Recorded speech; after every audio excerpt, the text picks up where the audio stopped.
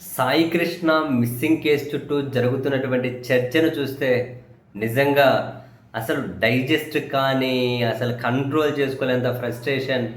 వ్యవస్థల మీద ఫ్రస్ట్రేషన్ చూపించాలో, కొందరు జనాల మీద ఫ్రస్ట్రేషన్ చూపించాలో, ప్రభుత్వాల మీద ఫ్రస్ట్రేషన్ చూపించాలో, మీడియా మీద ఫ్రస్ట్రేషన్ చూపించాలో నిజంగా అసహ్యం కలుగుతూ ఉంది సీరియస్లీ.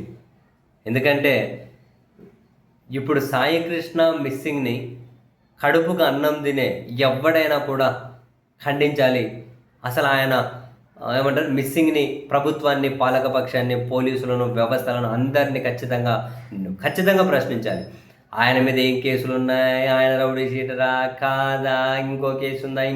ఏవండీ, అత్యంత నీచమైన క్రూరమైన కసబ్బుని కూడా న్యాయస్థానంలో శిక్షించిన తర్వాతే, అన్ని రకాల అవకాశాలు ఆయనకి ఇచ్చిన తర్వాతే ఉరిదీశారు.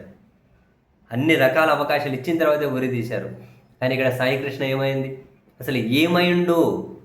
వాళ్ళ తల్లి, వాళ్ళ మేనమామ టీవీ ఛానల్లో కూర్చొని, మీడియాలో కూర్చొని గోర్లు తీసేశారు, చంపేశారు, చంపి బాత్రూమ్లు వేసి అర్ధరాత్రి తీసుకెళ్ళి కాల్చేశారు, బూడిద చేశారు అని రకరకాలుగా మాట్లాడుతూ ఉన్నారు. పోలీసులు ఎందుకు స్పందించరు? ఒక యువకుడిని తీసుకెళ్ళి, ఒకవేళ వీళ్ళు చెప్పేది నిజమైతే ఒక యువకుడిని తీసుకెళ్ళి చంపేసి, కాల్చేసి బూడిద చేస్తారా? ఇటువంటి వ్యవస్థలను చూసి ఫ్రస్ట్రేషన్ గురవ్వాలా? జాలిపడాలా? భయపడాలా? ఇది అబద్ధమా? సరే, వీళ్ళు పోలీసులు ఇది అబద్ధం అంటారా? నిజమేంటి? ఒక యువకుని మీరు తీసుకెళ్లారు అని చెప్పి తల్లి చెబుతూ ఉంది. స్టేషన్కి వచ్చింది, సిఐ బెదిరించాడు అన్నారు. మరి ఏడి ఆ సాయి కృష్ణ ఎక్కడున్నాడు? ఆన్సర్ చేయండి. ఆ సిఐని ఎందుకు వీఆర్కి పంపించారు? తీసుకురండి మీడియా ముందు. ఏమైందో? ఎవరి మీద జాలిపడాలి? ఎవరి మీద ఫ్రస్ట్రేషన్? మళ్ళీ పోలీసులకు, పాలకపక్షానికి మద్దతుగా కొందరు, అసలు ఇటువంటి వాళ్ళు తీవ్రవాదుల కన్నా ప్రమాదం. సాయి కృష్ణ రౌడీ షీటర్కు మద్దతు ఇస్తారా? ఇంకోటి ఇస్తారా? వీళ్ళని చూసి, ఈ తీవ్రవాదులను చూసి భయపడాలి. రౌడీ షీటర్ అయితే చంపేసి హక్కు ఇచ్చారా? రౌడీ షీటర్ అయితే ఎవరు చంపాలి? ఎవరు చర్యలు తీసుకోవాలి? ఎవరు తీర్మానించారు? తీసుకెళ్ళి చంపేసి కాల్చి బూడి చేయమని చెప్పారా?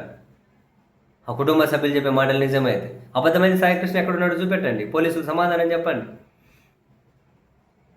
ఎంత షాకింగ్ అంటే పోలీసుల ప్రవర్తన, వాళ్ళకు మద్దతు ఇచ్చే వాళ్ళ వ్యవహార శైలి, ఇంత అన్యాయమా? అసలు ఆశ్చర్యం. కొన్ని పత్రికలు అయితే ఒక కథనం కూడా, చివరి కొన్ని కమ్యూనిస్టు పత్రికలు కూడా దాని మీద కథనాలు కూడా రాయట్లేదు. అసలు ఏంటిది? ఏమైపోయినాయి? మానవ హక్కులు ఏమైపోయాయి? రాజ్యాంగ విలువలు ఏమైపోయాయి? ప్రజాస్వామ్య స్ఫూర్తి ఏమైపోయింది? ఇట్లా నా వ్యవస్థలో పనిచేసేది. ఇంకేదైనా కనుక రాజకీయ పార్టీలు వేరే అయినట్టు ఈ పార్టీకి ఆ పోలీస్ స్టేషన్ ముట్టడించేవాళ్ళు. సాయి కృష్ణ చూకి చెప్పమని, ఒక దమ్మున్న నాయకుడు ఎవడైనా ఉండింటే రాజకీయాల్లో ఆ పోలీస్ స్టేషన్ ముట్టడించేవాళ్ళు. సమాధానం చెప్పండి అని పోలీసుల మీద ప్రెజర్ పెట్టేవాళ్ళు. ఎవడు రోడ్డు మీదకి వస్తలేడు. ఇంత కామెడీ అయిపోయిందా ఒక మనిషి ప్రాణం? ఇంత ఈజీగా చంపేస్తారా? ఇంత ఈజీగా యువకుడు మిస్ అయిపోతాడా? ఇది ఇంత ఇంత ఇంత ఇంత అసహ్యకరంగా అయిపోయినాయా వ్యవస్థలు మన దేశంలో? అసలు ఆయన ఎవడన్నా కానివ్వండి, ఏం కేసులోనే ఉండనివ్వండి, శిక్షించే హక్కు ఎవరెవరికి ఇచ్చారు? శవం మనిషా, శవమా? ఏదో ఒకటి. ఇది ఆ తల్లి అదే అడుగుతుంది కదా. మనిషి ఇస్తారా, శవాన్ని ఇస్తారా? ఏమైంది? ఈ దేశంలో, ఈ రాష్ట్రంలో డీజీపీలు లేరా? ఎస్పీలు లేరా? హోమ్ మినిస్టర్లు లేరా? మీరు ఎందుకు స్పందించరు? ఏందబ్బా, భయం వేస్తుంది ఈ వ్యవస్థలను, ఈ పాలకులను, ఈ జనాన్ని చూస్తూ ఉంటే. అసలు ఉండాలంటేనే భయం వేస్తుంది. కొన్ని పిల్లల భవిష్యత్తు ఇంకేం తలుచుకోగలుగుతాం మనం?